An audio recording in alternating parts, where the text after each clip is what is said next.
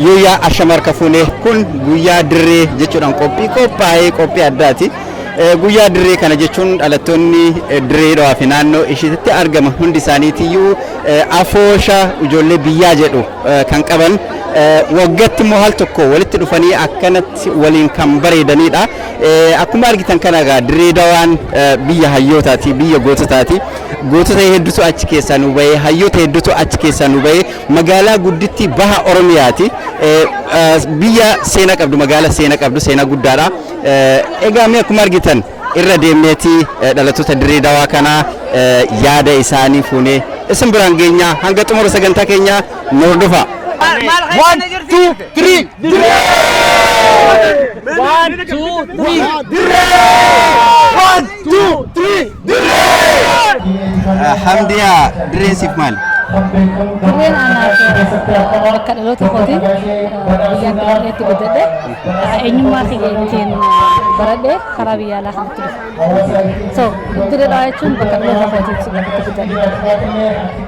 Akkuma beekamu dirreedhaan magaala jaalalaa kan fakkeenya Itoophiyaatti dirree ligneenyee jaan akkas jaalala ibsituudhaan kan beekamtu biyya jaalalaati. Har'a yeroon akkasitti isin argu maqaa dirree dhooftanii baay'ee tokkoon itti gammade. Siifoomee akkamitti ilaalta guyyaa har'aa kana guyyaa waggaatti al tokkodha kan wal geessanii mee waan kanarraa nuuf ibsi. Amata afur dura anaa fi hagaa ijoolleen takka walitti dhufneetiti akka dhalattootaa fi jaallattootaa fi deeggartootaa fi jiraattota magaalaa Dirreedhawaatti magaalaa biyya alaa magaalaa Lakkoo kana keessatti argamnu walitti dhufnee akkamitti kabajnee eenyummaa keenya aadaatiin ijoollee teenya dhaabsisnee jaalala waliin dabarsinee wajjin nyaannee wajjin dhugnee wajjin bashannannee wal iyyaafannaa jennee yaada lafa kaayyanneen kunnooti amma amata afuraffaadhaa kabajaa jirra. Kunis wanni agarsiisu guyyaa har'aan tanaa wanni akka agartu akkuma dhageessanitti akkuma akkatanitti Dirreedhawaadhaa biyya jaalalaati. Biyya sabaa fi sablammoonni addaa jaalalaa fi kabajaa waliin jiraatu. Akkasumatti waan sanillee karaa biyya alaa kanatti agarsiisuudhaa fi kun walitti dhufnee nyaata adda addaa walitti finnee yaadannoo biyyaa akkasumatti illee yaadannoo biyya alaa kana ijoollee teenyaaf aadaa teenya san dabarsuudhaa fi waliin bashannannee yeroo gaarii waliin dabarsuudhaaf asitti argamna. Tole galatoomi dhumarratti mee waa'ee dirree ilaalchisee waan jettu qabda hawaasa keenyaaf. Wanni niin jiru Dirreedhawaadhaa akka addunyaatti fakkii irraa fudhachuu qabna. Biyya namni Itoophiyaa dhufee nama sabaa sablammoota adda addaatti wajjin jaalalaan jiraatu kabajaadhaan jiraatu fakkeenyi saniis magaalaa Dirreedhawaa keessaa hiburqee wal jaaladhaa wal kabajaadhaa hanga rabbiin umurii addunyaa kana kan waan hin beekne jecha walii yaafadhaati rabbiin akkasumatti wajjin waa jiraachisuun sin jaa galatoomi ulfaadhu Hamdiyaa. Egaa daawwattoota keenya kabajamoo akkuma argitan kun guyyaa dirreeti. Guyyaa dirree kanarratti nyaata aadaa fi waan mimmi'aawaa hedduu asitti agarsiisuudhaaf baasanii jiranii mee obboleettii Ruumiyaa Yuusuf na cinatti argamti waan kana isitti nu ibsaa. Ruumiyaa guyyaa dirree kana mee akkamii baga gammadde? Duraan dursee baga nagaan dhufte Eliyaas asiin jecha afeerraa keenya kabajjee dhufuudhaaf hedduu si galatoomfadha. Guyyaa keenya amatuu kabajanna.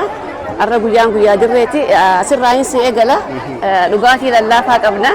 Wahuma biyya keenyatti itti fayyadamnu wanni kun cuftinu kun dhugaatii lallaafaadha. Hoggaa oowwaa Dirreedawaa waan oowwitu jecha kuni laddoo ja'aniini.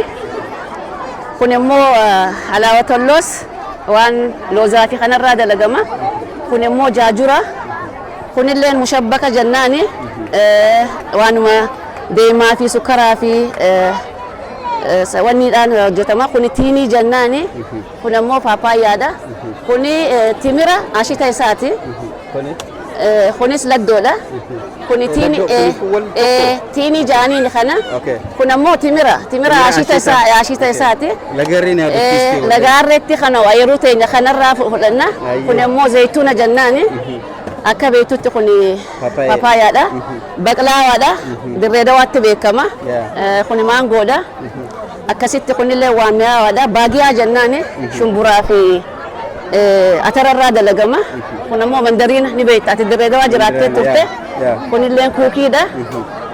Akkasitti kun wanni ja'aniin mixaaxisi fi dinichaadha. Mandariina jallaattii jennaan kuno Dirreedawaan waan oowwitu jecha ni beekta. Akkasi kureebaata maangoodha maali burtukaana. Kuni faxiiraa jennaan. Faxiiraan ملوها وبليس ملوها تكل في خنك أبا أتريا خنان يات ملوها كل سمبوس هذا أم بتيتوني بيتا أم بتيتو ده كله يعني أدري بيك متكلم هنا فني أم بتيتو ده كنا ساندوشة ورّي سكولة دي مو سكول فاني بيخا كوني سما وبليس ما فتيرا خنات ملوها كوني جاجورة كوني شوم ودا غدوا خنا شوفان بيكمتي أكاسي قالتوا مي ويا خنا نوجه مي خني كيسانيان تكفى كاميرا مي دري لا أنا فيو يعني تكفى خبيون عن جت شوفني جالت ده وانين جيتوني كابو فتيران جالت أنك ما خيان في أتريان جالت ده أكاس tole me guyyaa har'aa kana guyyaa dirree jettanii qopheessitanii me waa'ee qophii kanaa ilaalchisiitii waan tokko daawwattoota keenyaaf ifa akka ta'uuf nuuf ibsi. Guyyaa dirree wanni kabajnuu fi akka hawaasni keenya walitti dhufee yaadannoo ilmaan isaanii wal barsiisee wajji jiraatuu fi hawaasa kutaa kudha takkaatu as jira immoo addaanii nuti dirree dawaa namayyuu akkasitti kabajata nutis akkuma hawaasa tokkootti guyyaa dirree dawaa jennee yaadannoo biyya keenyaatiif akka namni ijoolleen keenya wal bartee hawaasni keenya wal baree yaadannoo biyyaa jira ganaa amma laaskita taphannaa inkululluu taphannaa waan hedduu taphannaa aadaa biyya keenya so awaardii qabna so ijoollee kophaa taphattoota keenyaaf so foonii jira nyaata hedduu jira akkuma hawaasni wal barumaaf irra guddaan ka walitti waan kana qopheessineef. Tole wanni kun afooshaa ijaaramtee jirtu moo akkasumatti guyyaa waggaatti haal tokko qofa wal argitu? Kuni afoochaadha warra guyyaa takka qofa wal argu osoo hin tahin warra ijaaramee jiru. So maqaan afoosh keessanii maali? Ijoollee biyyaa jaamna khadiiraatis ni jirani akkasumatti isaanis ibsa nuti shamarran koobatti qabna ijoollee biyyaa jennee gaddaas gammachuus wal bira jiru akkasi waliin dabarsina gaddaa fi gammachuu. Tole kamee yeroo keen fudhadhu jirra jirta galatoomii waan ibsana gooteef mee namoota biraatiin gaafadha. Galatoom. Magaalaan Dirree Dawaadha magaalaa Oromoon dura walleetti wal qindeeffatteetti wallisa jechuudha. Magaalaan Dirree Dawaa magaalaa Oromoon dura makiinaa oofuutti baratti jechuudha. Magaalaan Dirree Dawaa magaalaa qabsoo Oromootti eegalante jechuudha. Magaalaan Dirree Dawaa magaalaa har'aan kana namni haasa'u kana hunda dura hangafa jechuudha. Namootaan bebbeekamaan hundi Dirree Dawaa keessaa ba'e jechuudha. Qaceelloo ka kubbaa taphatu Dirree Dawaatii ba'a. Ka wallee Oromoo wallisee qaceellootu addunyaa kana shaagoru Dirree Dawaarraa ba'a. Ka qabsoo Oromoo eegale Dirree Dawaarraa ba'a. Dirree Dawaa jechuun akka har'aan kana gabroonfataan hunduu akka deebite godhe kanaa miti. Boroo ammoo hawaasa kanaan ilmaan Oromoo kanaan warra Dirree Dawaa kanaan lafaa kaatee Dirree Dawaa akka magaalaa biraatitti qabuun abdii guddoo qaba. Waa takkaan isin yaadachiisa waa'ee Dirree Dawaarraa. Dirreen Dawaa hawaasa afran qalloo kan meeshaa tuulamaa bu'uura jalqabaa tuuta sabboonummaa seenaan haa yaadattu hayyootan bu'uure qabsoo bilisummaa dhufe isa hunkura janayyoo ni dabre agartuu qarayyoo hawaasa Oromoo hayyootan ciccimoo akka Usmaa'il Galmoo Mahammad Ibraahimii Abdusalaam Muusaa awwaalchi dhibamee duuti taatee dho'isaa jira akka isheen Bakrii Sabaloo walaloodhaan afaan Oromoo qindeessee Oromoo tana waan isiin taate ka if beeyse Dirree Dawaati. Duuba akka Ayyuub Abubakar gaazexeessaan beekamaan Oromoo kan dura ka biyya Soomaaliyaatti erganii ajjeessan karraa argame Dirree Dawaati. Dirreen Dawaadha biyya haftee hin qabne waa'ee Dirree Dawaa hogguu haasoynu waa sadii yaadachuu qabna. Hawaasa afran qalloo yaadachuu qabna. Hawwisoo afran qalloo yaadachuu qabna. Jaarmaya afran qalloo yaadachuu qabna. Kan dura afran ilmaan qalloo abbaa biyya saniiti. Dirreen Dawaa ta afran ilmaan qallooti. Itti aansee hawwisoon afran qalloo hayyootan beekamaan akka Shantam Shubbisaa Arabbi Ramadaa godhuu fi Qaqqaalii Birraa ni jira akka Shantam Shubbisaa Konneen hundinuu biyyattii isaan irra ba'anii dura afaan Oromoodhaan muuziqaadhaan fuudhanii gurra Oromoo buusan ijoollee Dirree Dawaati. Kanaafuu jedhana itti aansee jaarmaya afran qalloo hogguu jennu ka afran qalloo kophaan hammanne ka meeshaa tuulamaa hammatu ka Wallaggaa hammatu ka Walloo hammatu ka hunda isaanii walitti qabe jaarmayni kanaa Dirree Dawaa keessa ijaarameeti manguddoota reefu maqaa dhaweessanii geggeeffamuu ture. Kanaafuu isin warri dirree dhawaa arra dirree dhawaa warri yaadattanii asin wal geessan galanni keessan hedduu qaba. Ifin boona biyya teessaniin boona dirreen dhawaan biyya beekamtu biyya boontu magaalaa takkitti gara baatirraa qabnu daddaadhan dirree jannarra kunoo dirree jannan hundi. Kanaafuu boona gammada baga jiraattan warra irraa kana mul'iftanii isinii jaalatooma. Dirree jechuun anaaf akkam jee akkaan ibsuun beeku kun dirree jechuun ana jechuudha waan biraatii miti. Maaliif yoo jettee dirreen biyya sabaa sablammoonni hundinuu dhufee ittiin bashannanuu ittiin bohaaruu ittiin qubatu nama qubachiisuu fi nama jaalalaa fi waan jaalala nama barsiiste dirreedha. Kanas uummanni maraani beekaa garuu tokko tokko hin fudhatu maaliif akkam fudhannee san maal akkam jee ibsuun beeku rakkoon san yeroo muraasaaf ni dabartiin jira. Hawaa galeef hawaa hubate garuu waa jechuun jaalatu mee waliin laallayyeetii yaalaa. Dirreen akkuma beekamtu bara dukkanaa bara biyya teenya san keessatti afaan Oromoo qaanyiteetti afaan Oromoo dubbachaa turte. Mee bara sanitti of duuba deebisee si yaada bara ijoollummaa keetii waa'ee afaan Oromootiin wal qabatee Dirree Dhawaa keessatti mee waan tokko tokko nu ibsi.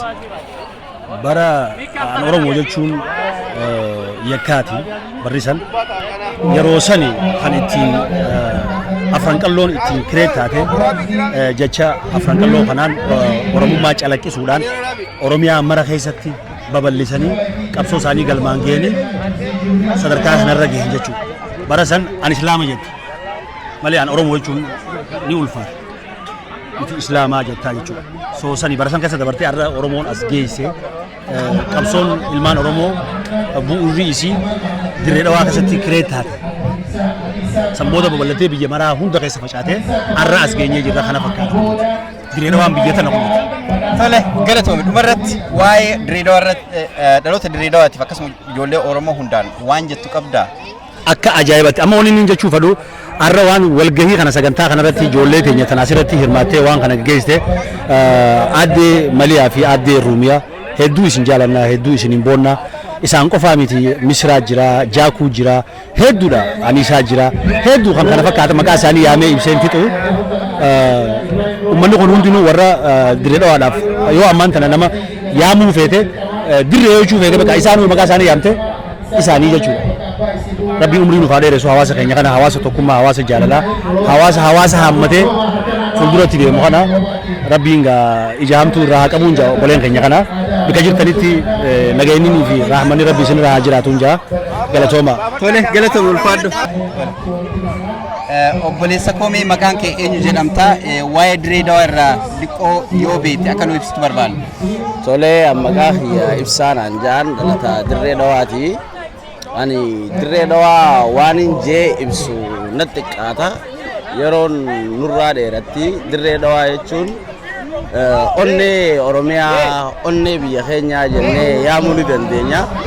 Dirree Dhawaa keessatti taphaa fi gammachuu fi wal kofalchiisanii wal taphachiisanii haasoo adda addaa diinagdeenis qaroomaanis biyya hayyootaatis jettee yaamamti.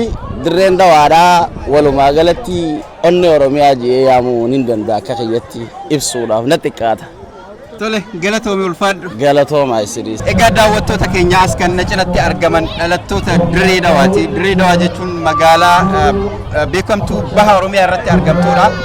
Biyya hayyuuf gootota hedduu nu bu'uurteedha. Mi'aas dhalattoota Dirree keessaa nam tokkoon dubbisaa akkamiin obboleessa koo? Kam nagaa fayyaadha baga nagaa. Maqaan kee eenyu siin jedhan mee waa'ee Dirree Dhawaa irraa naa ibsi. Okay, ibsaa Abdurrazaaq Naanjaanii dhalataa Dirree Dhawaati. Egaa Dirree Dhawaan akkuma beekamtutti egaa magaalaa sabaa fi sablammootaati. Akkasumatti illee baay'inaan gartee dhalattoonni ilmaan Oromoodhaa keessaafuu baay'inaan kan itti argaman akka Harargee Bahaatti.